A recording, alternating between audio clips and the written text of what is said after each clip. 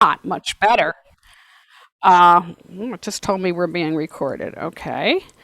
Um, apparently, Excuse me, Denise. oh, I'm sorry. yes. I forgot about recording, and I do like to record it. Yeah, that's I'm going fine. to point out that your names aren't on the recording, so thank Okay, that's good. So apparently, in 2003, a law was passed outlawing child marriage. However, people find ways to get around it. So it's still very prevalent in the country, unfortunately. Anybody else want to comment Lean. on? Go ahead, Lean. Um, One thing her mother said is schooling is your voice. And so her mother really, like, as you said, Sandy, wanted her for an education. She wanted to be a teacher, but she felt that that's schooling is her voice. I thought that was a good quote in there. Right. Yes, Eileen. The other issue was that there were a lot of expectations that the girls would support their families through marriage. So, her friend who's with the K name, she wanted an education too, but went with the guy that they were married and was proud that she was supporting her family at least. So aside from not wanting to educate women, they were really property that you sold off and then you would be supported. Yeah, exactly. Fran. I was just going to say, it's very, very, very hard to overcome custom, especially one as firmly entrenched as that. And as you read through the book, you saw women were really denigrated. It didn't matter what class they were, how rich they were, whether they were educated or not. If you think about Big Mama and Big Papa's attitude towards her and the way he handled her, Big Mama's friend, the one who helped Adoni, Tia. and Yeah. who had to undergo that bath. I mean, it's just custom is custom, and it just doesn't go away. Not easily. Not easily. Yes, Diana. You were talking about property. There was an example in here they gave of a young girl who was going to be married off or was married off to someone she didn't want to, and she ran away with her boyfriend, and they were caught, and the boyfriend was hung Right. because he Yep. stole someone else's property. So yes, they were property. Mm-hmm.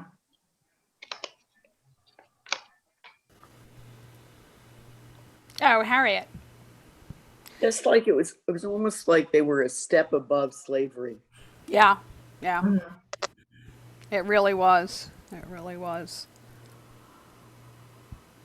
Okay, I guess we can move on to the next. Margie? Okay. Why do you think Baramadil, I don't know how he says his name. I think it's Bamidele. Baramadil. Okay, Yeah. thank you. Doesn't return to Khadijah. What do you think he whispers in her ear before leaving her for the last time?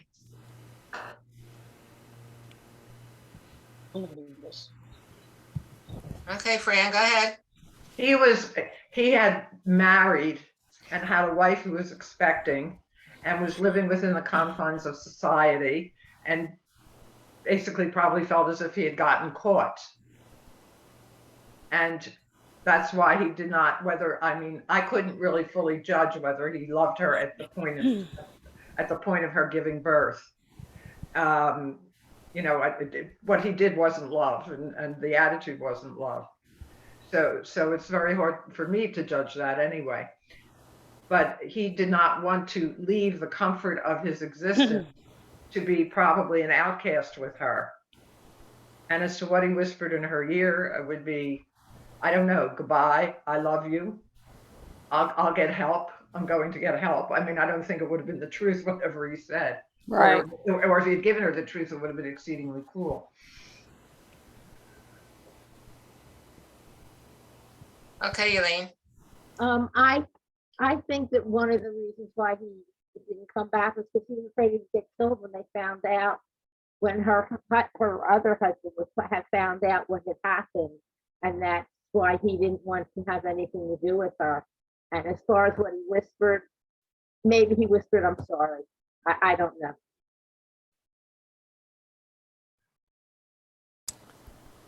Okay, Harriet? Harriet. Oh, you're muted, Harriet. You kind of got a preview of what he was going to do when he said, "I'm going to come back." Plus, even before that, he said, "I can't go in the taxi with you." He said, "What would it look like?" Yeah, that's right. Right. Yeah, he did. He did. Okay. No, wait, Helene has something to say. Oh, okay. You're muted. Yeah. I'm Okay. sorry. I think one thing that's telling is also Aduni had to run away from her and leave her because they would have thought she killed her. Again, to find a scapegoat, and that's, persecuting women even more. That he would never probably, he could have denied it or whatever, but Aduni was scared for her life, truthfully. Absolutely. Absolutely. Okay, back to me. Uh-huh. One thing I didn't put on the questions, but I suppose it's a good question to ask. Did anybody have a problem reading the book in Aduni's English, whatever you want to call it, broken English, non-standard English? I personally felt that it really added to the book and it made you feel this character, but I wonder if anybody else felt differently. Yes, Lori. For a long time, usually it doesn't bother me, but in this book, it took several chapters for me to get into the language. After I was into the book, it didn't bother me so much. And I thought, gee, but I mean, I was thinking of, in another book club, I have somebody that hates whenever there's dialect. And I wonder if there were other people that would start the book and stop it because it was so difficult to get through the dialect at the beginning until you were used to it. Yeah, Anna. I'm wondering if anybody listened to the audiobook. Did anybody? No, no. That might be Bonnie, good. did you listen to the book? I listened to the Audible book. I thought it was great. And her sound effects with, the horns beeping, and I thought it was really beneficial listening. Oh, wow. Yeah, I also listened to it, and at first, just to answer your question, at first I thought, uh-oh, this is going to be hard. It was so hard for me to understand.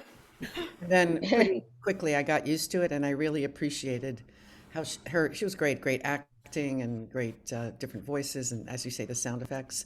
And I was reading about it, and someone said that they objected to the fact that they got a Ghanaian, someone from Ghana to read it with that accent instead of hearing an accent. Like, how could you know that? Yep. So interesting. Yeah, yeah. comments on that. Now, Helene and Vivian, did you have trouble with it? You had your hands up initially. Did you have trouble with the dialect of it? Vivian first, then Helene.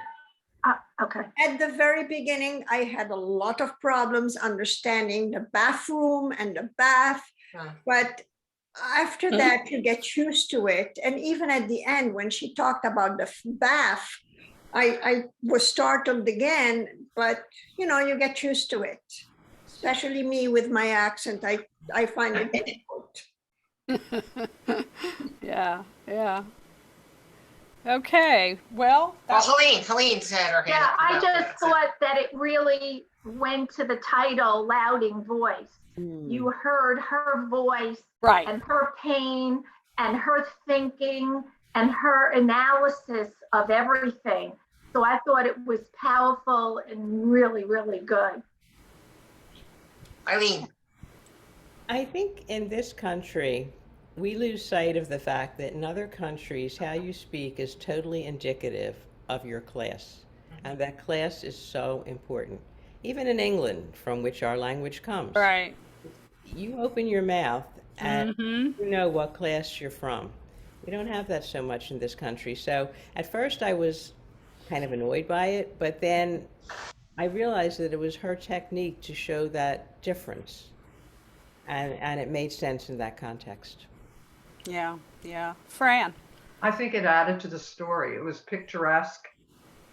I didn't have a problem at all with it from the beginning. I mean, the first time I saw it, oh, what does she mean? And then I got it. And I think it added a poetic dimension to the story. I like the use of language very much and the use of the dialect. Anna?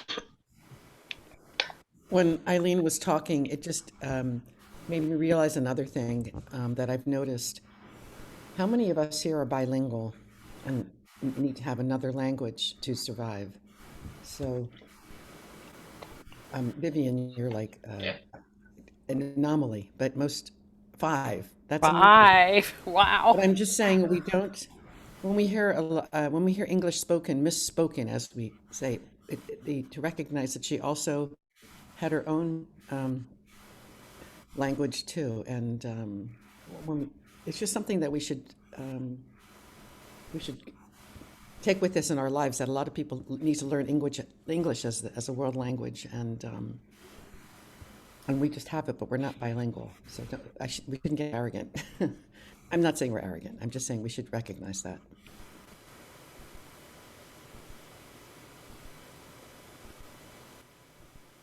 Okay, we're on to- Okay, Margie, I guess you're up. Okay. Well, you want me to do question 3. Why do you think Adune is closer with Caius than Born Boy? What is it that makes their sibling bond so deep? Audrey. I think that she nurtures the baby, the younger boy. She gets to teach him, after the mother's gone, so she nurtures him and she fulfills her need to be a teacher. She feels that's a very good role, and I think that's how they bonded. Anybody else? Sandy. She and her brother are the only ones really at home. The Born Boy is out every day working, and so he isn't there as much as Adune and Caius. But they also both are trying to escape the wrath of the father when he goes on his tirades. Okay, Diana. They also, education runs through every part of this book. They had to pay to go to school. And Adune was the one who was going to school till she was 11. Her younger brother did not go to school at all. She used to come home and teach him what she learned. So again, education was part of it. She was closer to her younger brother. Now, her younger brother eventually just went to work with the older brother, who worked at a car place, but he at least had some education because of Adune. Anne, did you want to say something? Before, I was just going to say what first person said, just said, I think she felt like a mother to him. She said she was nurturing. I think she felt very motherly towards him and to her youngest, the youngest brother. And that's why they were so close. And she gave him a lot. And also what that you said, what was I going to say? My mind, I'm sorry, I'm out of it today. But the, just the fact that she was teaching him, and they just seemed to have a much closer relationship. Anybody else? Okay, question 5. 4, I think. Oh, Adune has dreamed of leaving Ikati and seeing the big shining city of Lagos since she was young. Though when she actually arrives, it's not under the circumstances she envisioned. If you remember, she runs away after, she runs to her father first after the whole sad episode with Khalifa dying, and he wants to get the village chief involved, and she is deathly afraid of that.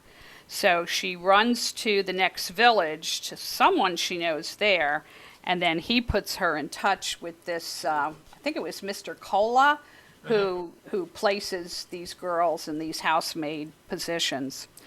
But anyway, how do you think her perception of the city changes once she is there?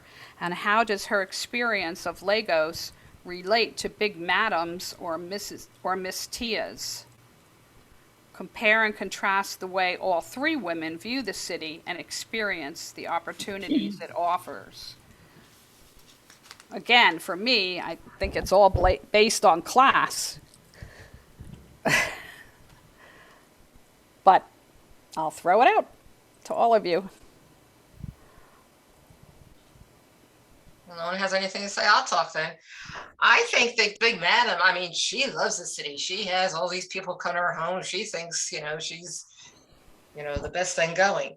Miss Tia, she's not real excited. I think to be back in Nigeria again, I think she'd be happier back in England. She doesn't like this big city and this haggling stuff and all that really bothers her. Right. And of course, Adune, what does she see of it? She only sees the house and, taking care of it. And she doesn't know anything about the city, except it's huge. Lean? I think what you said about the class system is apropos, but I think Adani is overwhelmed by the poverty and the congestion and of the city itself when she's initially in the cab.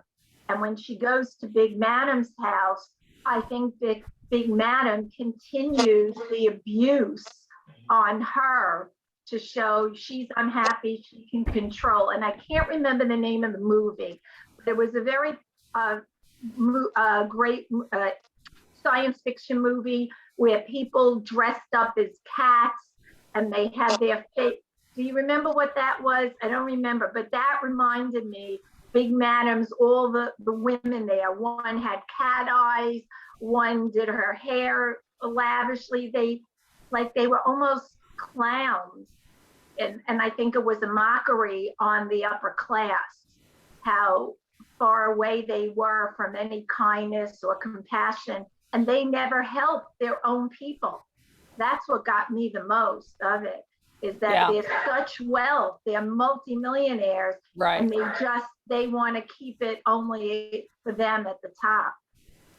Right. Although I have to say, in doing the research in the background, it did say that they live unbelievably lavish lives. Wow. There was one multi-millionaire, if not billionaire, that decided to fly to Italy to take his daughter out for gelato. I mean, just, as I said, crazy rich Nigerians. However, this same article said that there are a number of them that have foundations and do something for their people. But in this case, in the book, that sure didn't show. Fran. As far as the clown makeup, this just occurred to me. These were women who were in a society where, and this includes them, girls were married off at 14. They must have passed their first bloom by 16. And they're getting older and they're trying to recapture that look because, of course, their husbands can marry a 14-year-old. They can have mistresses. They can live with that kind of freedom. And they become less and less important in that respect. So it's almost, I think, a reaction to their condition. Yeah. Somebody else had Vivian? What I want to say is Big Mama didn't come from money. She struggled to reach that point. And once she reached it, she had to maintain the image that she had it all. And the abuse was also part of her being abused. So she lashed it out. But she didn't come from money. True. Sandy? When you're talking about what was Aduni's impression of Lagos, first she doesn't know anything about it and she's afraid to, wander out. But then when she goes to the market and with Miss Tia, she looks at the difference between the market in Ikata, where everybody knows everybody and they're all friendly to one another, and the market in Lagos where people are pulling at you and everybody's a stranger and it's a very different situation. Yeah, good point. Also, I think she says that Aduni is shocked when she goes to Lagos to the market because she sees all these begging children. And in her village market, they don't have that. Anybody that needs food is fed. And I can't see the second page, so Eileen, if you see anybody with their hand up, please feel free. Lori has her hand up. Yeah, I see that. Adune was like, as many of experiences she had, she really didn't know life. And really, when she first got to the house, she knew nothing about how a house was run. She'd never been in any place that big with all those bathrooms and everything else. Right. And it really was the chef, Kofi, who kind of helped her. She really would have even sunk more if Kofi hadn't been looking out for her. Big Mama, she didn't have really confidence in herself either. She was very angry that most of the other women didn't really accept her. They only liked her because she had the fabrics that could give them clothes, and she was wealthy from an industry that they needed. She had goods that they needed. She had people come to her house, and entertain like others, but it still wasn't the same.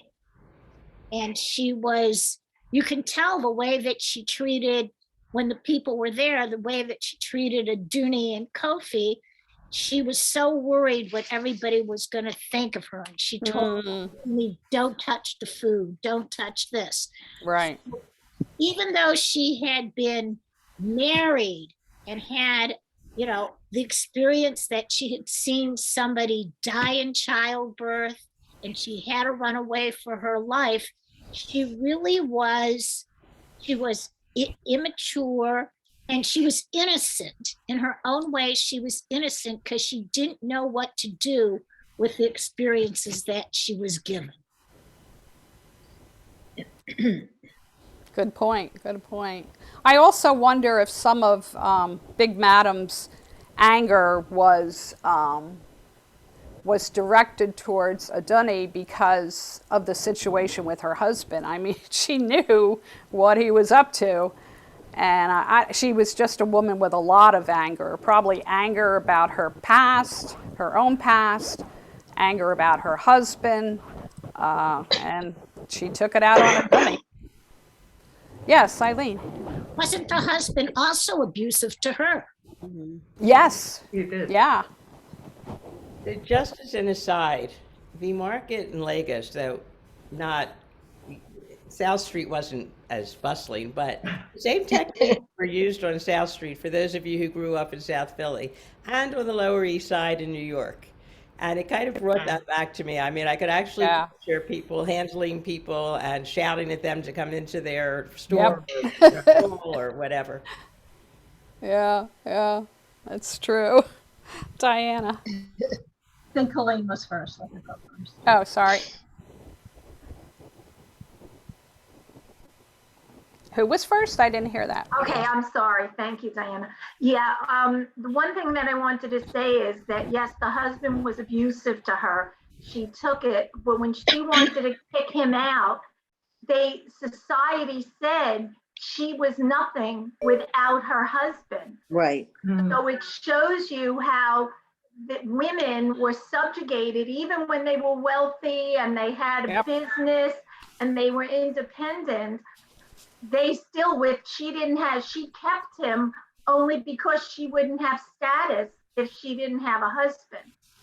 But the only thing that got to me was when she beat Aduni because she dropped some food when she was entertaining. She almost killed her, banging the heel on her head. And none of the other women came to her defense. And I don't know, where was did they not have any humanity either? I don't know if that's a case on wealth or on these other women. I don't, that bothered me. Didn't Tia step in? Maybe I'm forgetting. Yeah. Oh, she did. I thought Tia stepped in. Oh, okay. Yeah. I didn't remember that. Yeah. Yeah. Tia was very brave. She was brave and she was outspoken. Diana. Tia was the only one who did stick up for her, and that's how Tia became her mentor and friend. But I was agreeing with exactly what Helene said. What a sad commentary it was that Big Mama, who started a business from scratch by herself, made herself into this very important businesswoman who was supporting her husband, who had no job. The only job he had been given, and he messed up and made the bank. He was a banker. He had loaned some money to friends of his who never paid it back. And the whole bank system he was part of went bankrupt. And he never had a job after that. I mean, he was useless. He was a womanizer. He was a drunk. He had not one redeeming. Big Mama kept him because of what Helene said. She needed him. Right. Just she was married, which is really pathetic. So thank you, Helene. Donna has her hand up. Hi, can you hear me? Yeah. Good. There's 2 points I wanted to make. Big Mama had that fabric business and she was very, very wealthy from that. And I thought that that was interesting because she made it big in a man's world where so many women were pushed down, and here Big Mama did make it in the man's world. I thought that was a very interesting point. And regarding Tia, she helped her, but she herself was an outsider. She didn't like the people there. She was somebody that had the solar roofs, and she just thought differently, I think, than the Nigerian women did. And so she probably saw that the girl was not being treated properly. The other people in the town, when Big Mama was nasty to Adina, that's how you say her name, they accepted it, and that was fine because that's what they were used to. But Tia and where she was coming from, she didn't want that for this girl, and she got to know her on a personal level. But my point here is that Tia was like an outsider. She saw things differently. Yeah, that's a good point. That's true. Yeah. I have, if I can just interject here, you were talking about the fabric business. Eileen, could you share your screen so that I could show some of these fabric patterns? Or let me share the screen? I guess you can share the screen. Let me go on Okay. and see what it says. I myself don't know how to do it, but I can make you co-host. okay, just for now. Yeah, okay. And Here, somebody else- does everybody see that? No. No. Oh. No. If you Oh. go to Oh, to mine that says share screen.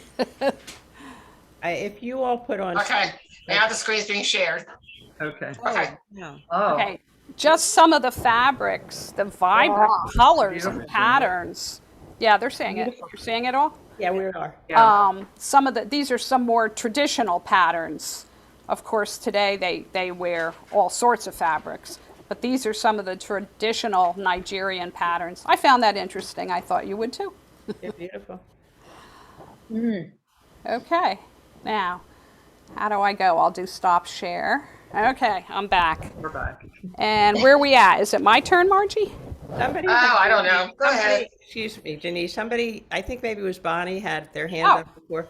Okay, Bonnie, yes. Okay, I just wanted to say about Tia, the other women, obviously she didn't fit in, but I think one of the things that the other women kind of made fun of were her environmental causes. I think she had like a blog about Right. the environment, and she was very, concerned about the environment, and they thought it was just, foolish. Yeah, yeah. Yeah, they looked on her as a little different, shall we say. Okay. By the time she finished beating me, number 5, the hunger is not doing me again. That was the first time Big Madam beat me, and in the nearly 1 month I've been here, she is beating me almost every day. That's on page 171. Why do you think, well, we sort of covered this, why do you think Big Madam continually abuses Adunni? Well, this part is a different question. What do you think gives Adunni the strength to endure? I think her dream for a better future.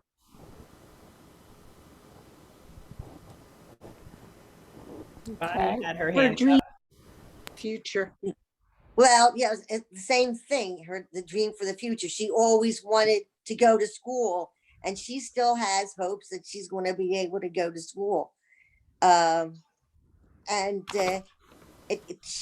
She befriends, or Tia befriends her, and it turns out that Tia does help her to get into a school, and that's her big thing.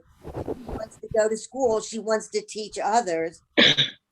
The girl with the louding voice. That's the way she signs the letter, her autobiography of what she wants to write to get admittance into the school. She wants women to have a voice, and she wants to teach other women to have a voice. Ellen and then Lori. You're muted, Ellen. Yeah.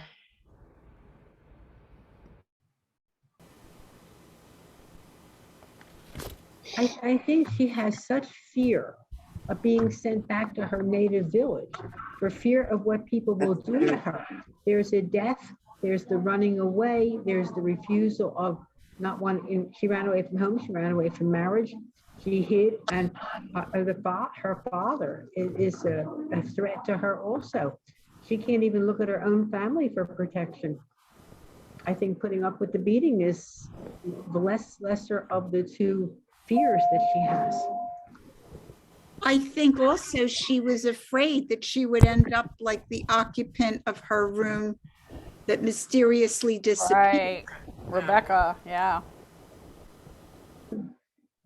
I agree with what Ellen said. I was going to say also that it was the fear. She had, remember seeing people being hung and murdered for running away. She had no safe haven.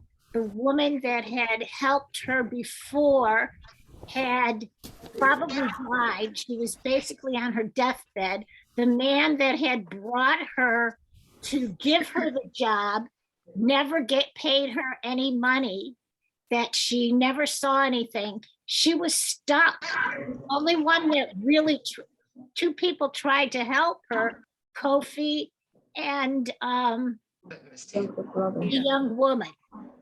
They were the only two. She was stuck there. She thought taking the beating was better than being killed.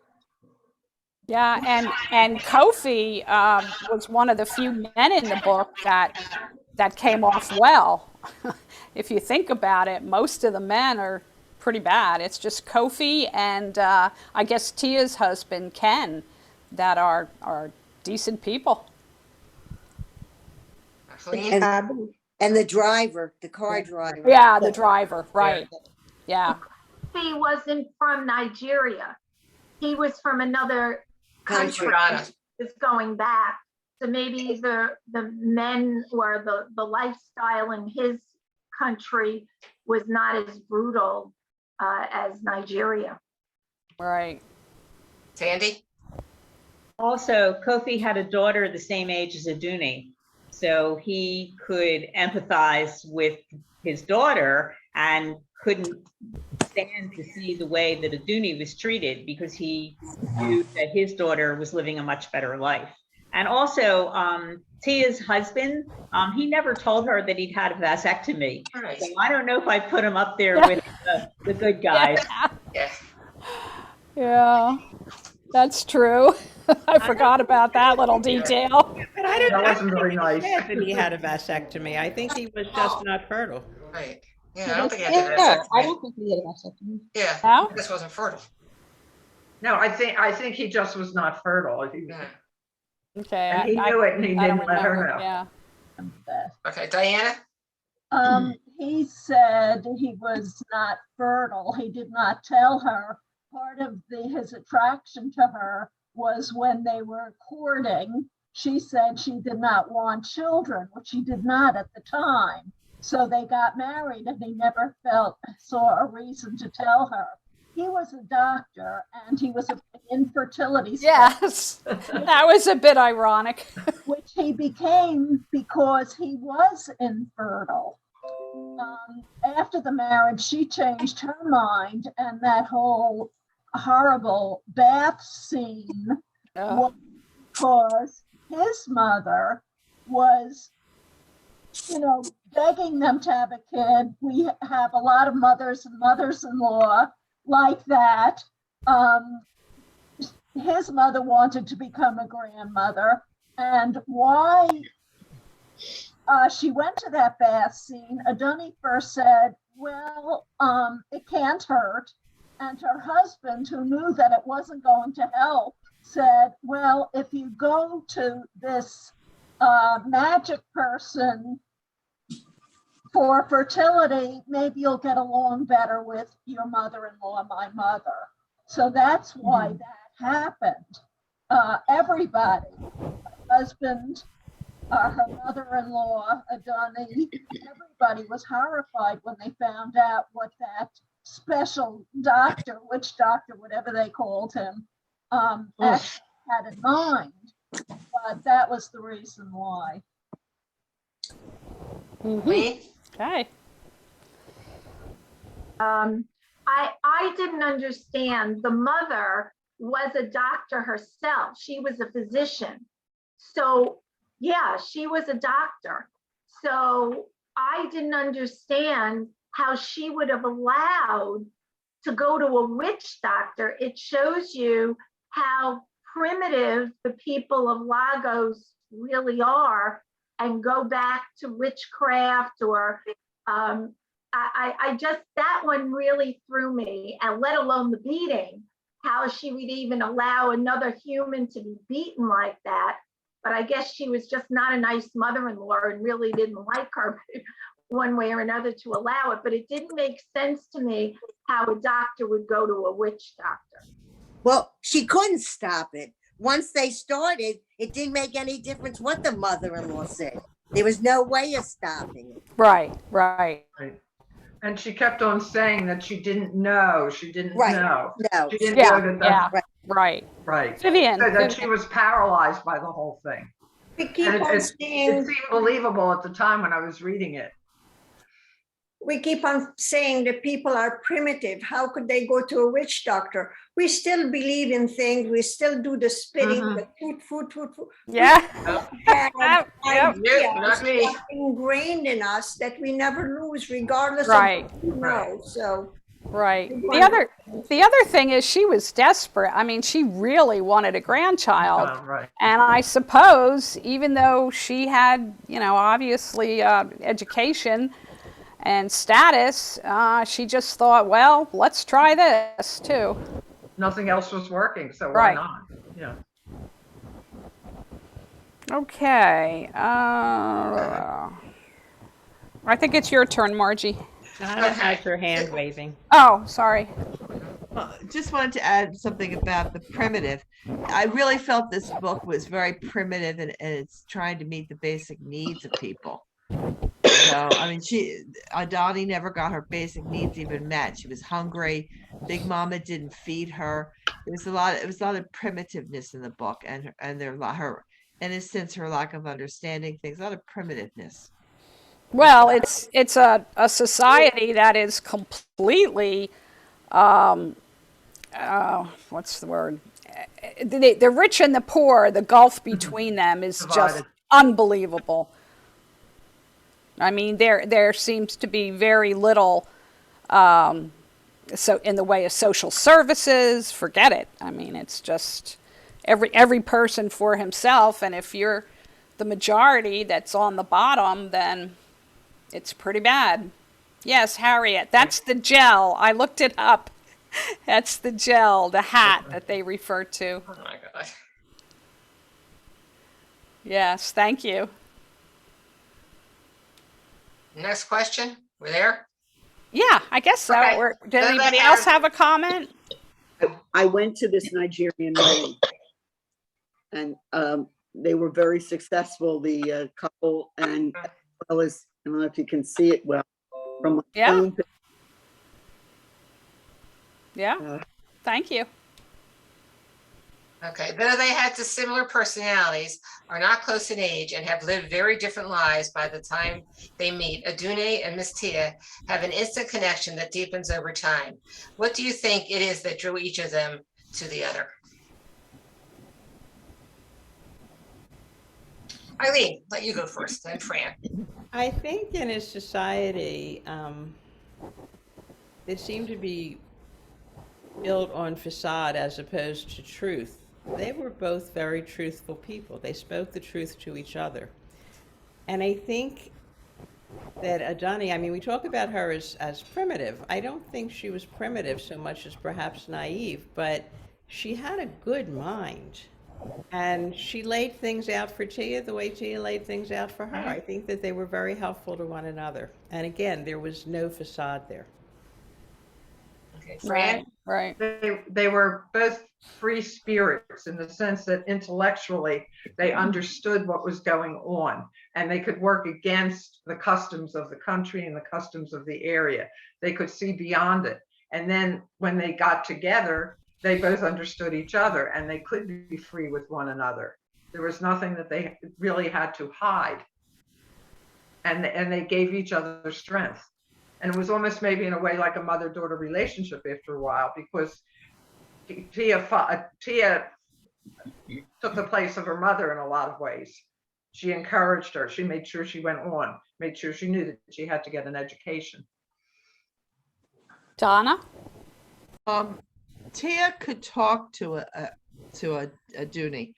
I mean, she really talked to her from her heart. She was able to talk to her. And Tia felt, maybe because she was an environmentalist and she would take on causes, maybe in a way, Aduni was like a cause to her to help this person that was in a bad situation. She wanted to help her, so it's like a cause. And on the other hand, Tia didn't know how to haggle. And that was something that Aduni could do. When they went to the market, here Aduni was able to show her strength, and she knew how to haggle. So there was not a balance between the two of them, but they each were able to meet some of the other woman's needs as a friend. Right. Did Vivian or Diana, or maybe it's Bonnie, have your hand up? Okay. Yeah, I think they were both very resilient, and they tended to bring out the best in each other. The relationship that Tia had with her mother, wasn't good, and she did talk to Aduni about that. And Tia went back and when her mother was ill and spent time with her, and she seemed to, resolve some of those situations. And Aduni, I thought, was very resilient. All she went through as far as the hunger and people being so unkind to her, she was bound and determined. So I really think they brought out the best in each other. Diana? They were both outsiders. Can't hear you very well. Is this better? Yes. Yes. They were both outsiders, and you're right, Tia did take on causes, but they did see each other as kindred spirits. And I think in many ways, Adani was less naive than Tia was.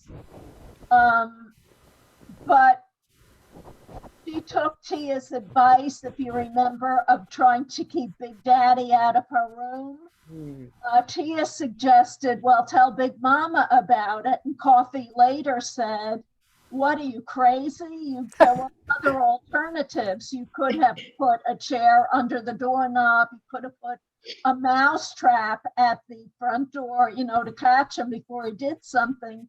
You should not have said anything to Big Mama, because when Big Mama confronted Big Daddy, he just beat her up again. Yeah. So Coffee was the one who certainly had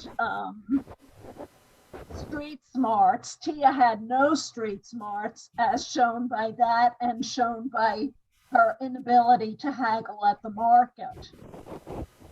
Good point.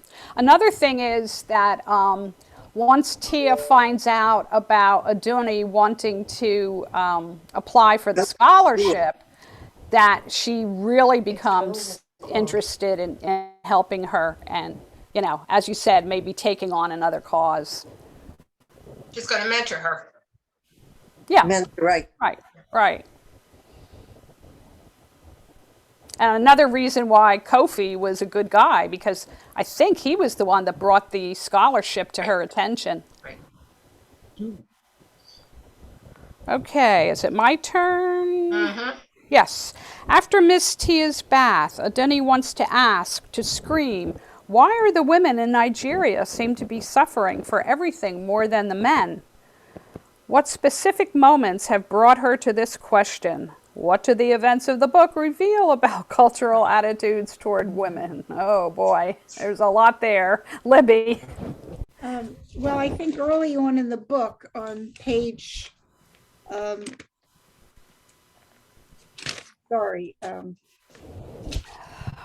it is. I think it was page 37, when Aduni was being married to her future husband, you know, the one with the old goat face. Yep. He said,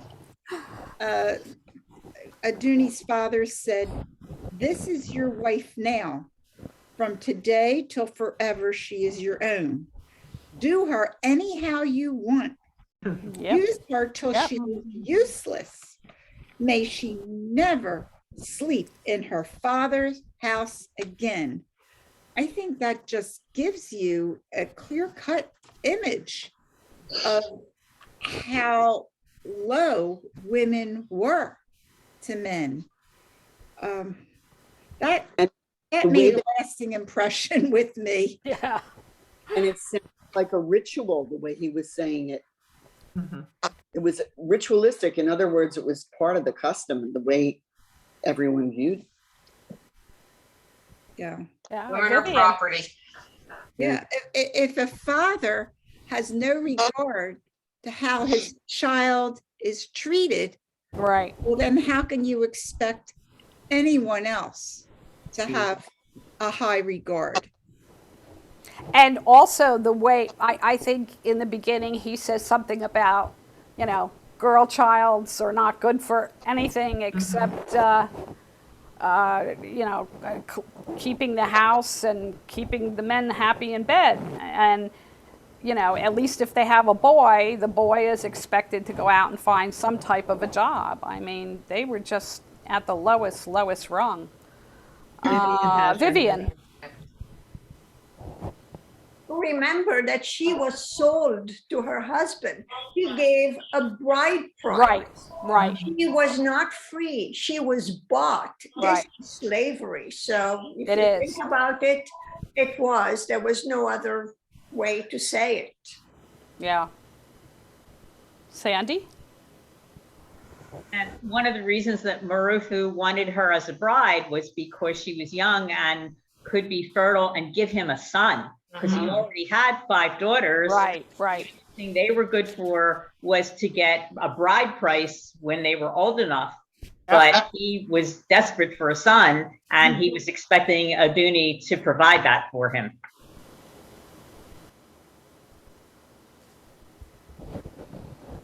Diana? Has her hand up. Then Anna? I thought it was interesting.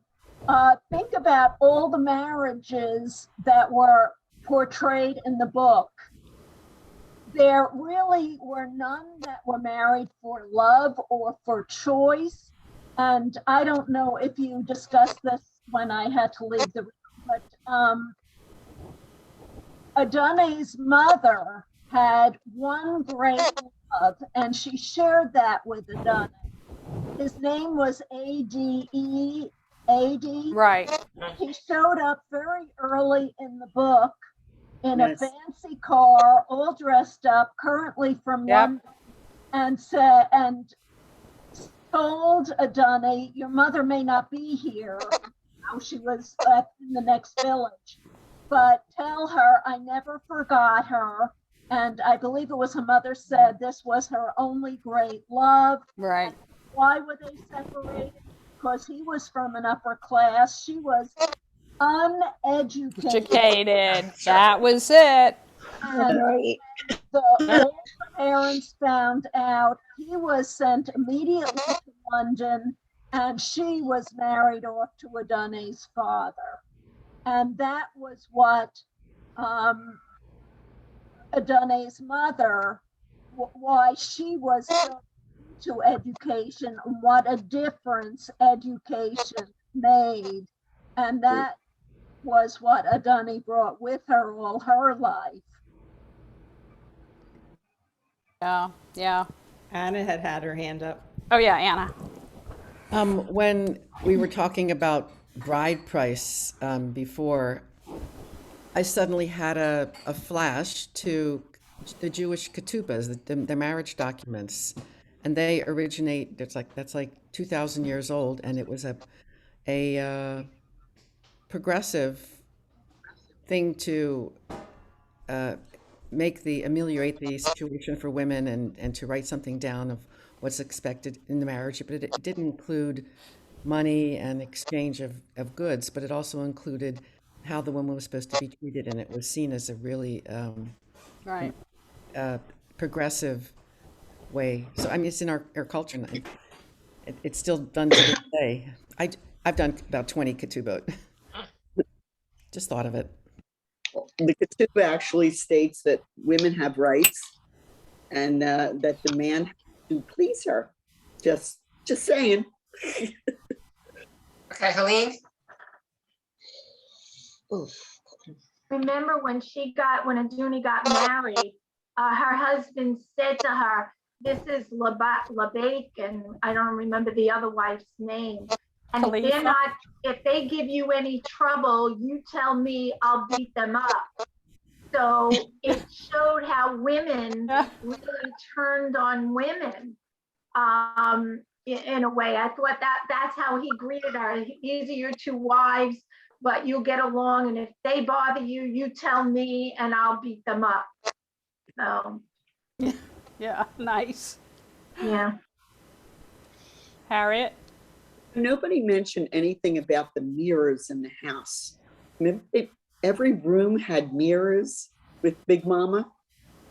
Ah. Does anybody have any impressions about what that was about? Was it just to make the room look larger? And that was the idea? Or was it about Big Mama seeing her reflection and how she looked as the most important characteristic that she had?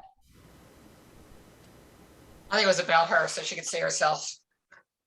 I don't think it had anything to make the room look bigger. She was so into herself.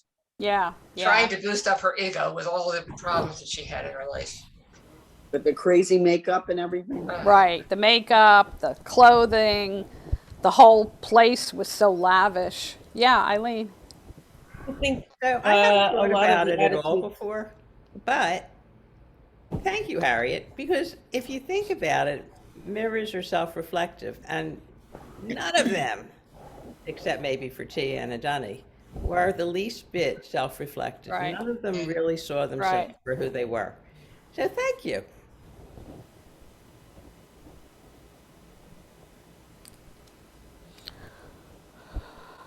Margie?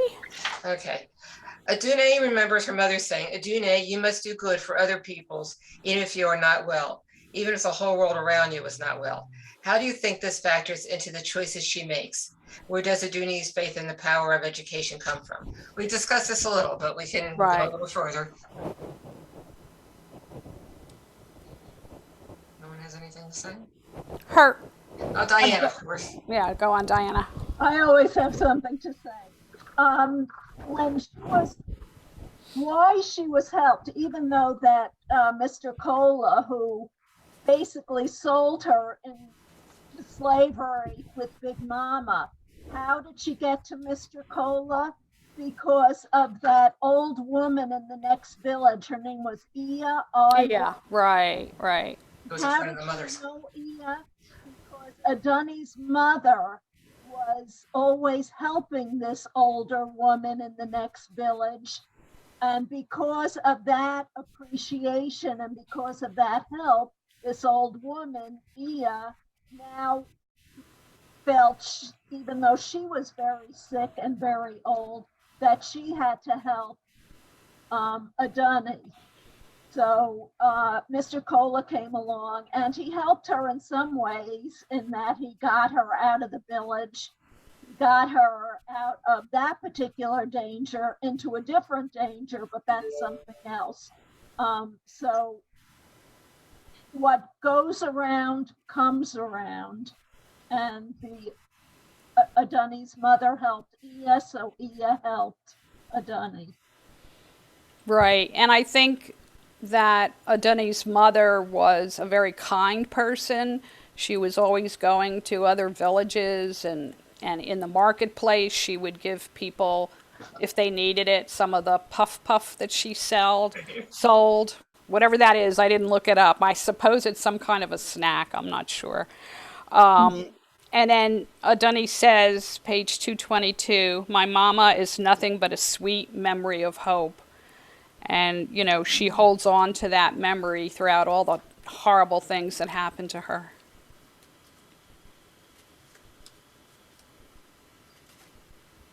Anybody else? I think we have to remember that her mother, before she died, asked the father to make the promise that he would allow Aduni to finish her education. Yeah. He did remind the father of that before That's right. married, and he's, you know, basically told her that she had to get married for the survival of the family. Right. And because of Aduni's mother's experience of not having an education, she was unable to marry this man that she was in love with, or he was in love with her, vice versa.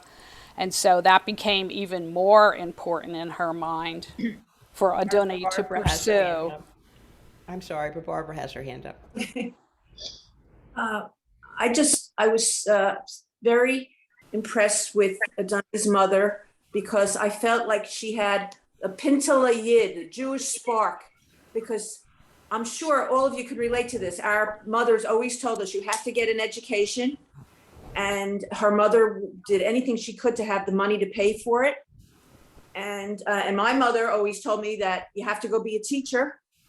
So there was a lot of things in Aduni's life that I could relate to. So, and her mother was always trying to make the world a little better, which is also another very big, you know, asset of being Jewish. So that's one of the things I took from the book.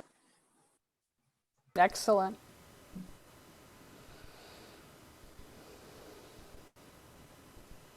Margie? Okay, we're going to number 9 now? Yes, 9. After first, I think this is an interesting question. After first knowing and reading English, at first, knowing and reading English is a source of pride for Dune. But later she says English is only a language, like Yoruba and Igbo and Hausa. I don't know how they say these words, these languages. Nothing about it so special. Nothing about it makes anybody have sense. What do you think she means by this? Helene. I wrote down that cruelty is everywhere and only inner strength can help you to succeed. I thought that that's what it meant. You can say words and you could say nice things, but unless your actions follow those words of good doing, and she didn't see any kindness around her. So I think it was only her inner strength that her mother gave her and her love for education that made her survive.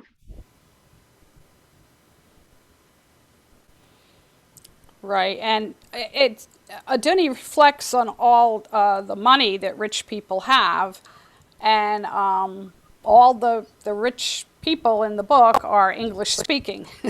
So she says that doesn't help them with their problems. She's very perceptive.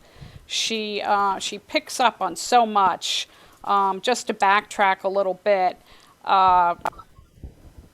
the point after they go to the baths.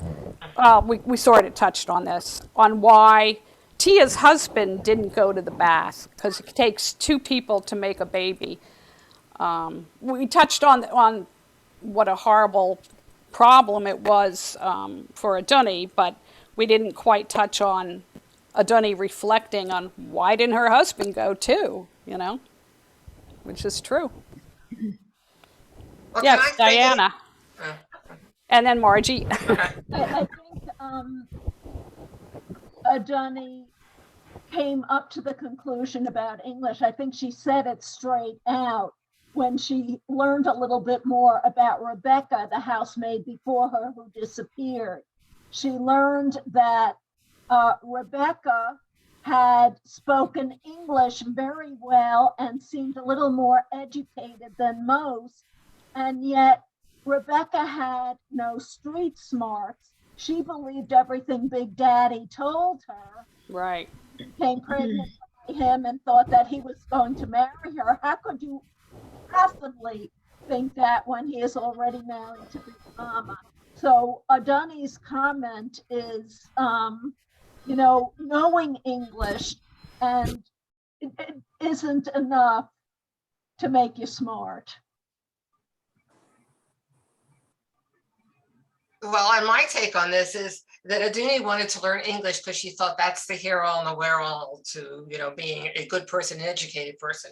Okay, and she meets these people that know English and they're not good people. So a language doesn't make you a good or bad person. It's more than just a language. In these other languages, these people can be good or bad people. You are who you are. It's not a language.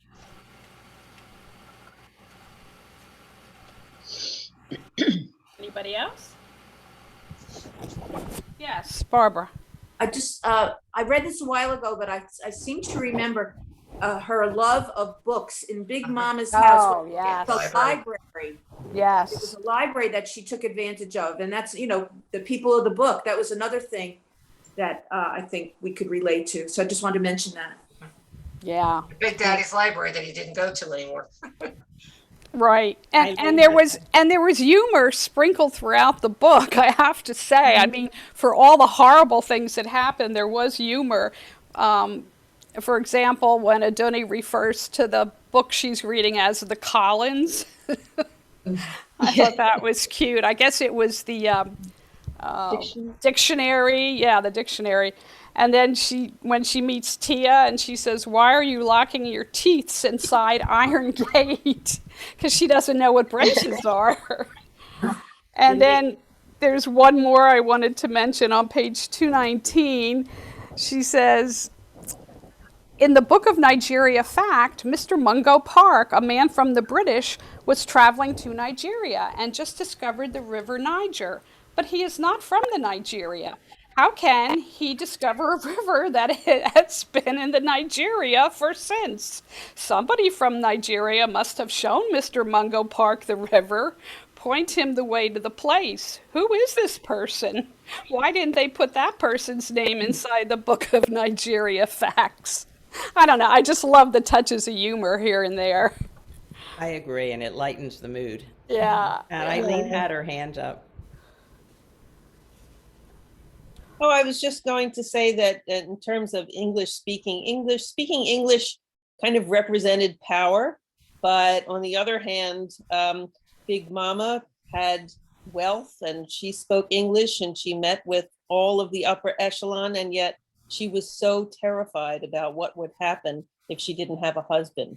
She said at one point, everything that she had ever built would be destroyed if her husband left her. Yeah, so, that's right. And Aduni mentioned at one point that they were like slaves without chains. And I think that goes for people who spoke perfect English also.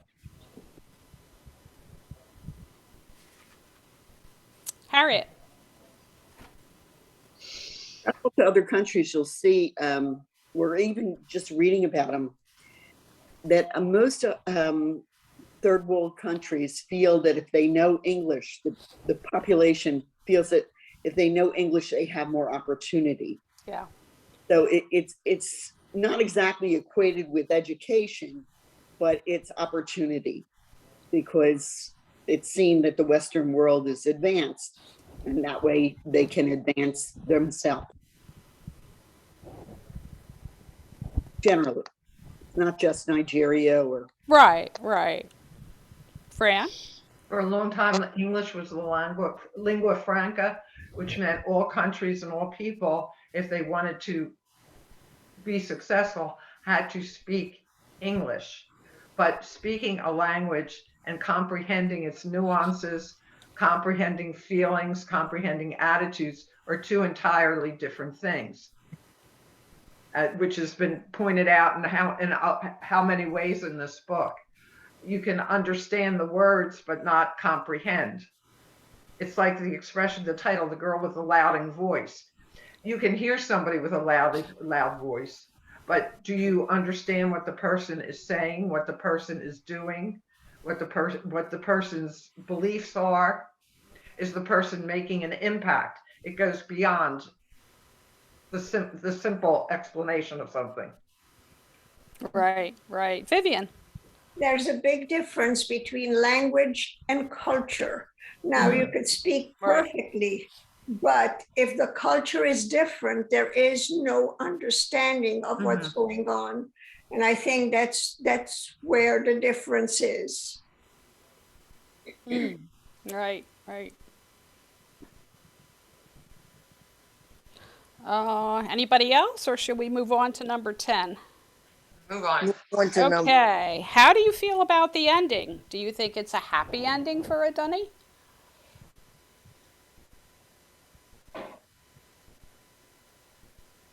Vivian? How come I didn't get? I think this is the best ending for her.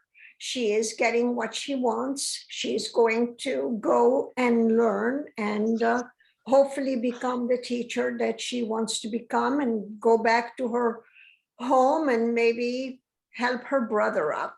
But it is a happy ending for her. Right. Bonnie, I think you had your hand up. Yes, and I felt the same way. I thought it was a happy ending. It's what she wanted all along from the beginning of the book. She's going to go to school. She's going to learn. She's going to be the girl with the louding voice. That's really determined to do. Right. And she's going to teach others. Yeah. Donna? I was really happy for her for the ending because she did get what she wanted, which was the education. She also got a friend out of the deal, Miss Tia. They had that bond, and it looked as though they were going to continue with their friendship. So here she's gotten a nice relationship with Miss Tia. So between the education and a friendship, and now a good future where she could teach and give back to the world, which I think is what her mother's lessons to her were. Right, right. Fran? It's a hopeful ending. It's a realistic ending, really. It's a very hopeful ending because if she succeeds at teaching, she will bring some others along. So the number of girls who do not feel denigrated and demeaned and accept the life they had or the custom will become lower and lower as more and more of them come out of the school system. I guess in a way like Afghanistan, where the women were finally allowed to have education, where the girls were allowed to have education. Right. Stop now. Yeah. Sue, did you have a comment? Yeah. I think that because she was her own advocate and made sure along the way that she could have what she wanted, and although it was a work of fiction, it could very well and was a factual story built on facts. And I think that the ending for her was very good, but she stood up for herself all along. She had nobody else. I mean, she had some people along the way, but she was her own advocate. Right. The only thing I felt sorry about, or I wondered about, is how will she get back in touch with her, especially her younger brother, Caius? Because, once she starts school, you just wonder what will become of their relationship, and you hope that she will be a presence in his life in the future. Yes, Helene. Does anybody think at the end, Tia said that her and her husband were going to look into Yes. adoption? And Yes. I was wondering if they would adopt Aduni. And because they had money, and not only would she be able to continue in the school, but maybe she could do more because Tia was such a advocate for others, worked for the Peace Corps at one point. I don't know. Does anybody think she might have adopted her? No, I didn't have that feeling. I felt that they wanted a baby and that Tia would definitely be a mentor to Aduni and do everything she could to help her. But I felt that they wanted a baby. Yes, Lori. I agree that Tia saw Aduni more as could become a peer. She saw her as an adult that needed help. I mean, she was very kind about taking care. Now, I don't even remember all of the things, but I know she helped her with clothing and helping her assemble all of the things that she needed for schooling. That it's going to be more of a mentorship and a friendship relationship. Right. Eileen? I was waving to Elaine and Ellen. They Oh. had to get it. Well, I'm sorry. Okay. Well, now I'm talking also. Anna put into the chat a link where you could find out more about Puff Puffs. Yes. Thank you. I did research some of the other things, like they refer to a boo-boo. It's a flowing style sleeved robe, like a caftan. And in the Ankara fabric, that's an African wax print technique. The design is printed into the fabric with wax, and then the dye is applied. Because I was not familiar with any of these terms. But thank you, Puff Puff. Harriet. Yes, Harriet. Akati has been very popular. A lot of people call it tribal design. If you notice that the town that she was originally from, yes.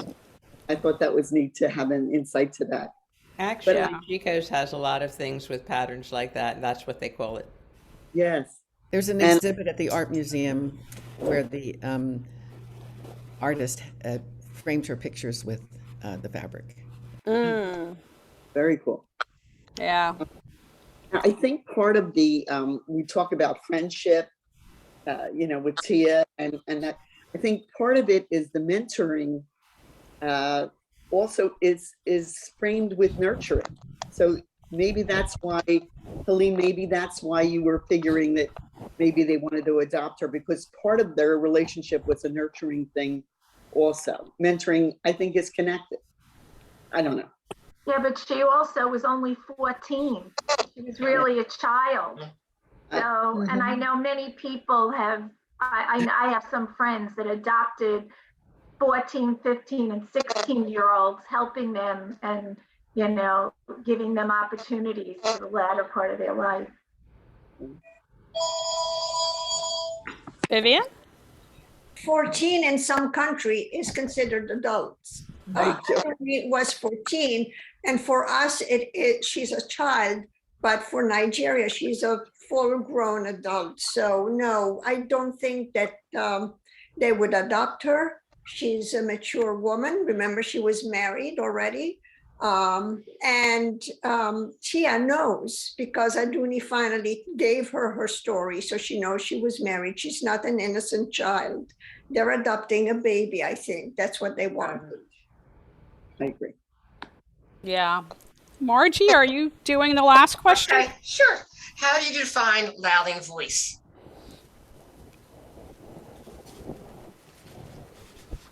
Nobody has anything? Okay, Donna. Donna? Yeah, okay. Yeah, and unmute. So louding voice is, I think, another way to say a voice to be heard, a voice of importance, a voice of being heard. Okay. Anyone else? Okay, Vivian. A voice that will not stop. And she did not stop from the very beginning. She kept on saying what she wanted until the very end, until she got what she wanted. So It's louding because it doesn't shut up. It's persistent. Persistent. Right. Yes, persistent. Being able to speak for yourself and not be under these horrible restrictions. Yes. Yes, And Fran. Louding is a voice which reaches people at an emotional level, at a philosophical level, at understanding what the person stands for, and sweeping them along with you. In other words, you reach people, you get them. Libby had her hands up. Yeah. I think it's that you have something of value to say. And it's a lot of it is because you are educated, you're informed, and therefore you can say something that would be helpful to other people. Right. Barbara? An important voice, a voice that makes a difference in the world. Right. Lori? A louding voice is a voice that is heard. She is loud enough that she gets attention and she's heard, and somebody thinks that the voice is important. I think that it's not only the voice, it's that the voice is being heard. She feels that somebody hears her and takes what she says. Right. Diana? Everybody really hit it on the head. This is Adunni's voice. This is a quote from the book. My mama says education will give me a voice. I want more than just a voice. I want a Louding voice. Right. Yep. I want to Right. enter a room and people will hear me before I open my mouth. I want to help many people so that when I grow old and die, I will still be living through the people I am helping. And she went on to explain that being a teacher would help her do that. But that is Adunni's definition, and I think each and every one of you touched on. A voice which reverberates. I think that's the best synonym I can think of. But it reverberates. It has impact. Yes. Yes. Right. And people Well- respect what you have to say. Right. And a legacy for the future. It will change people. It will Yes. change people's Yes. thoughts, feelings, and views. Well, maybe this is a good place to stop and now rate the book. Eileen, would you mind calling on people? Because you see the whole screen at once, right? I do. Okay. Just shed a few people who said goodbye as they left. So just so you know that. Eileen, you're next to me, so go for it. No, I have to go to page 2. Can't find his ball. I loved the book. I don't know your rating process, but I thought it was an excellent book. We do a 1 to No, 10. we're doing 1 to 1 10. to 10? 10 I being would the give it a best. 10. I loved it. Right. Thank you, Good. Eileen. Audrey? I'd give it a 10 as well. I read it a while ago and then I reread it for the book club and I thought it was great. I liked her voice. I liked reading her dialects. It added authenticity to it and the discussion was great. Thank you. Thank you, Diana. And then Bonnie? I gave it a 9 or 10 too. I really learned a lot. And it was well done. I give it a 10. I have to admit it's rare that I don't give them a 10. I like books. I like books. Here. That's why we're all here.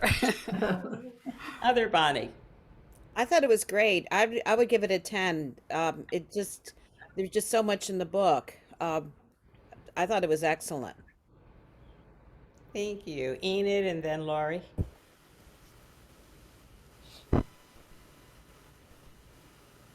Okay. This was a world with which I wasn't familiar at all. So I think I learned a lot. Give it a 9. I would also give it a 9. I really liked it. I don't usually give 10s. I have other book clubs that didn't want to do this book. I'm so glad that we did it. I also liked a lot. The story was good. I learned things culturally about another land. It was great. And the discussion here is always fabulous. Yes. Fran and then Margie. It was an exceptional book. It really was. I thoroughly enjoyed it. 9.5. I don't know. Well, I'm the one who recommended it, so I'm glad that everybody liked it. And Yeah. I really recommended it because it is a different culture. I certainly got into Adune, so I would give it like a 9. I just thought it was a very interesting, very different book than what we usually read. Thank you. Vivian and then Elaine. I like the book. I give it a 9. The language at the beginning bothered me. I had a problem reading it, but once I got into it, it got better. I learned a lot of facts about Nigeria. I had no clue whatsoever about all those little facts at the beginning of some chapters. Right. I really enjoyed that, and I enjoyed the book. It was uplifting at the end, and I always look for an uplifting book. Thank you. Elaine and then Libby. I thought the book was good. I learned a lot about Nigeria, which I didn't know, and I did have a problem with the language in the beginning, so I realized what was going on, and then afterwards it just flowed, and I didn't even realize about the language, and I would give the book a 9. Thank you, Libby. Libby. Well, first, I'd like to thank Denise and Margie. You did an excellent job. So both of you get a 10. Thank you. Thank you. I know that it's a lot of effort has gone into this, and it shows. I love the book. We have read books before, I'm sure, where women were not given a say into their marriage partner. They were given in marriage, whether it was sold or just given, without any voice in that at all. And then once they were married, they were beaten and just abused. So it's not a new theme to us, but it was different in its own way. It had a lot of very interesting, although unpleasant themes in it, such as the human trafficking, the class system, the idea that you could have more than one wife, and that there was status among the wives. The first wife had higher status than the second or third wife. So everyone seemed to have someone to kick. Yeah. Even like with the big mama, her husband beat her. So bullies bully people. People that are bullied are very often become bullier. So that's not a word, but you get the idea of what I mean. So there was so much going on in the book. I just loved it, and I recommended it to many people, and I got a lot of positive feedback. So when I saw that it was on our list, I did the happy dance. So I thoroughly enjoyed all of your comments. Thank you. Thank you, Libby. Denise and then Barbara. I too rarely give a book a 10, but I would give this one a 10, especially for a first-time author. I think she really knocked it out of the park. The characters were vividly drawn. The story, just draws you in. At times, I guess I felt Adune was maybe too good to be true, but I think it overall shows you the strength and the resilience of the human spirit. I loved it. First of all, I'd like to say it was great seeing familiar faces, and hope everybody's well. And I enjoyed the book immensely. I would say 9.5. And I kept feeling the presence of my mother with me and thinking how she would have loved this book, because my mother made sure we were surrounded by books all the time. And one of the first things I remember her telling me, really as a small child, was you have to get an education. It's the one thing that can't be taken away from you. Yep. Thanks, Barbara. I also would like to thank you for your pictures of warm Florida. It makes me feel slightly better. We're very lucky that we can do a lot of things outside. We play mahjong outside. Right? Lovely. I play with Helene and some of her neighbors. And but actually, this morning in South Florida, it's a little chilly. It's only 65. Oh, Our hearts bleed for you. Be the reaction. Marcia, another Florida person, but before you tell me about the book, what is your background? Oh, it's just a picture from internet of books. Oh, okay, so it is books. I was see thinking it. building. Oh, beautiful. Okay, Marcia. You know, appropriate for our book club. Well, anyway, I loved this discussion. It was a fabulous discussion. I enjoyed the book. I'm taking a half a point off from a 10 to give it a 9.5 because I found the language a little difficult to understand. So I was getting hung up on the way she was speaking and trying to understand what they were talking about. And the other thing that I felt bad about is I like everything tied up in bows. And while she did have a happy ending, I wanted to know what happened to her. Did she teach her? Did she go back to see her family? Maybe there'll be a part 2. Who knows? Yeah, maybe there will be. That's true. Because if she went back, she really, you know, we don't know what could happen to her if she really went back to her home. So I felt bad about that, but I'd like to know what happens to her. But it was a great book, and thanks for recommending it. Thank you, Marcia. Rona, and then Sue. I loved this book. I could not put it down. I felt, because of the brilliant writing, I felt totally immersed in the culture and the language. And being a language person, it blew me away. I kept analyzing her use of language and the use of figurative language. Sometimes she was able to translate it literally, and that's where the humor came in her language. And it would be the same as if we were to translate another language. If you don't know the idioms and you state things literally, it comes out really cute. Love the use of language. Thank you so much, Margie, for picking the book. You're welcome. And ladies, the discussion from the leaders and everyone here, I learned a lot. Thanks a lot. Thanks, Rona. And then Bonnie Cohen. I give it a 9.5. I too grappled a bit with the language in the beginning, but once you get used to it, you're okay. Discussion was phenomenal. I think the book was extraordinary. There are so many books out there that are just okay today, and this one just blew me away. I got an education from it. I learned what tenacity is really all about, and I just loved the whole book. And thank you, girls, for presenting it. Welcome. Thank you. Bonnie? I was going to say it did what literature should do all the time. I mean, it beats I'll use her initial, DS and Patterson and all those, which I don't bother to read. I mean, this was just an exceptionally, and especially for a debut author, I mean, it was just incredible. Yeah. Try again, Bonnie. Okay, I don't know why you don't see me. I see you. We see you. You can see me? Okay, Yeah. but I already rated the book. I said it was a 10.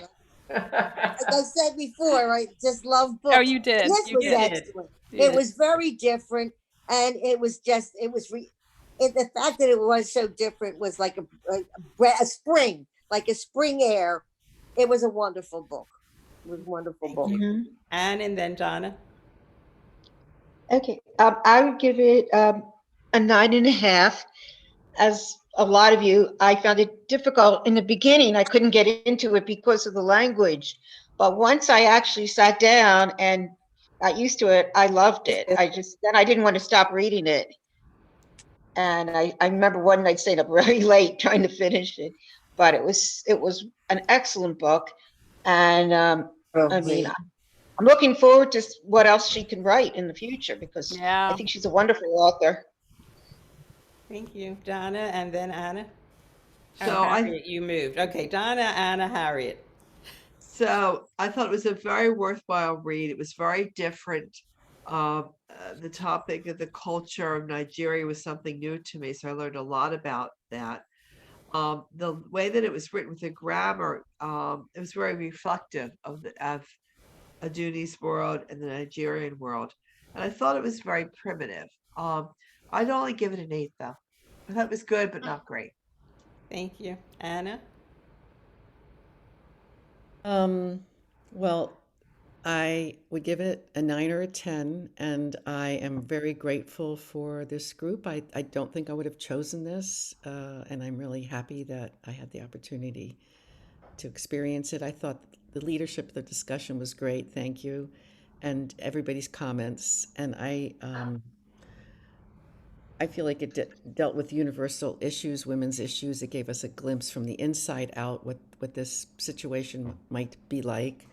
I have a note in my head that I want to contact my friend that I used to work with, who's from Lagos, like Nigeria, before next month when we meet again. I'm just making a mental note. And I think of, like, she came to my daughter's bat mitzvah and she had a beautiful fabric Yeah. on a beautiful headdress. Yep. And elegant, just lovely. And it reminds me I'd like to touch base with her. And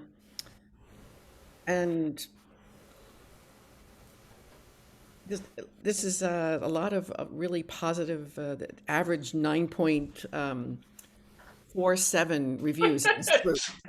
I'm making that up, of course, but it's really, I don't think I've heard such a strong recommendation for the books that we've read.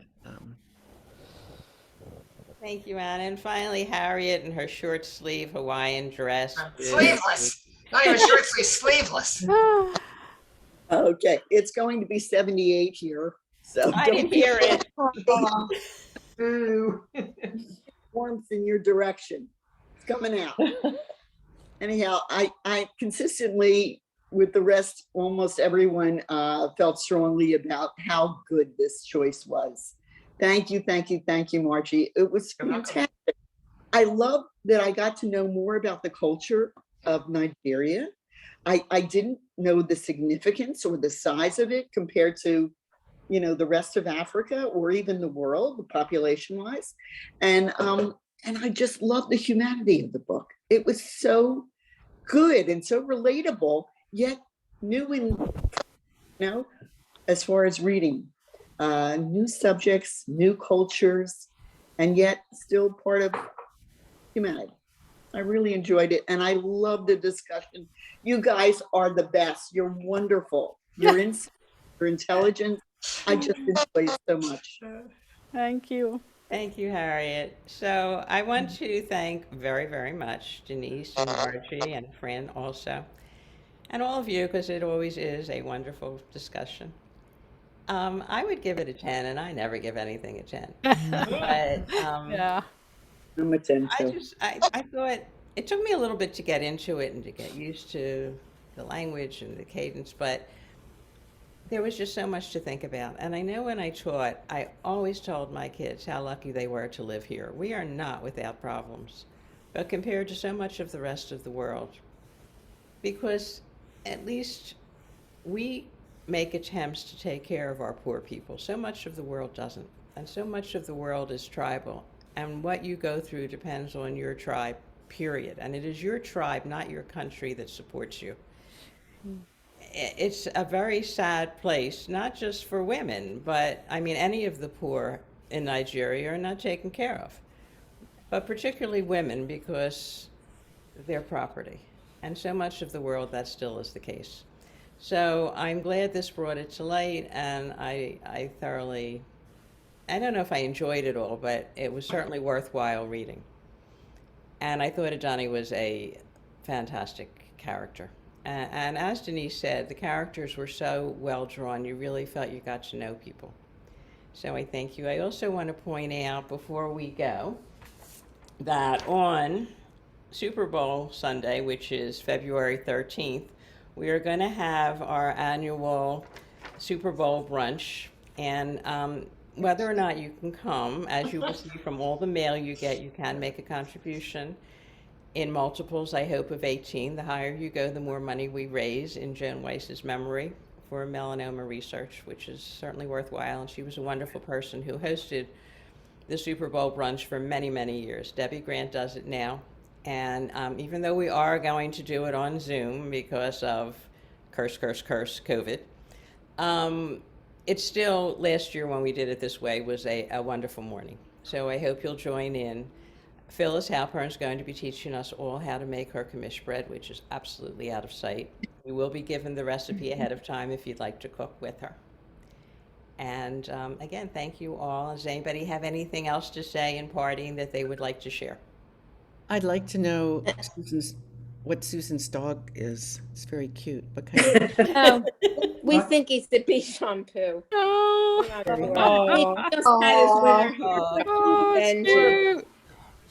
And I just want to say, Eileen, in reference to your tribal comment, my son-in-law is very good friends with Charlie, and the rabbi that was held hostage. Oh, yeah. And the support and love that poured out from not just this country, but from the world was incredible. And to add, it wasn't just from our tribe, quote unquote. No, It was from every denomination. And he's incredible. Wow. Thank God That's it worked great. out as That's it great. did. I'm sorry, that rabbi was one incredibly brave man. Yes. Yeah. He threw a chair at the guy. Yeah. He thought he was going to do something bad. That rabbi had training. They all do. They all do. And so that training probably helped him know what to do, and it probably saved their lives. How tragic that we have to be trained that way, though. Yes. A lot of the security companies at the synagogue have trained their staff in this kind of thing, hoping that they'll never get it. I still teach at Beth Or on Sunday morning, and at both entrances, they have guards with guns. The first week that I started, I was beside myself, walking in with all these kids with a guard with guns. Now I guess I'm happy. Yeah. Yeah. That's right. No, I mean, we have to be Unfortunately, yeah. And this is the redeeming, it's not redeeming, the quality of the type of person that he was. He thought he needed a home to stay in. He thought he was homeless, so he let him in.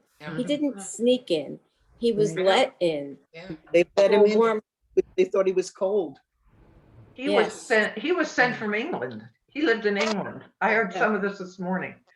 But he's from England, and I guess the group there, I mean, I don't know the ins and outs of the whole thing. But he was sent there on a mission. Yeah, they've taken really into frightening. 2 other people in England. And Temple Judea down the road was bombed, Zoom bombed Friday night. Oh. And my Glen was Zoom bombed on Rosh Hashanah. What do you mean by that? Do you mean somebody cut in? They cut in. They say they're going to kill us. They hate us. This was a year ago, Rosh Hashanah, that he was Zoom bombed. But now there's they've learned a lot from it. There's better precautions that the bigger synagogues take to prevent that kind of thing. I was questioned about this at the board meeting on Sunday, and I would point out to you that I don't let anyone in if I don't know who you are. Good. Because of that. So the recording that's on YouTube does not have your names, but I feel that that's a safety precaution, but I would not let anyone in without knowing who they are. I mean, I think if anybody wants to come to our book club, and I don't expect they're going to say nasty things, but never know. No, you don't. You really don't. The terrorist family, the family of the man that held the people hostage in Texas, the family denounced him, and they, I guess you all know. Yeah, I read that. They said he was mentally ill. Yes. He had 4 teenage sons, I think, or 4 teenage children, but they were exonerated. They're not believed to have had anything to do with it. Yeah. All right. Well, I've got to go. Everybody be well. Right. Thank you. What's the date? Wonderful to What- see you. What is for the next- date of the next? Oh, and next month is Yellow Wife by Sadiqa Johnson. And it's on Zoom. And I'll help Only with on the- It's on Zoom. Yeah. What's the date of it? Whatever the third The 15th Tuesday is. Yeah, I don't. Right. February All 15th. right, I'm 15th. leaving in 5 minutes. February 15th. Okay, bye. Yes. All right, thank you. Bye, everyone. Good to very see you much. all. Bye. Thank Bye. you. Discussion. Thank you, Bye. Denise. And, You're welcome. Margie. It Thank was you beautiful. all. Care. Thank you. Hello. Bye-bye. Bye. Eileen, how are you feeling? Lousy. Is You it look Sinus great. infection You look now really along with good. everything else, so I'm on Wait. more medication. it's still COVID? I think COVID left me with this, but Oh. who knows? I'll get better, but thank you for Feel asking. better, Didn't know Eileen. you Feel had better. COVID. Sorry. Yeah, COVID sucks. Bye. Bye all. Bye-bye.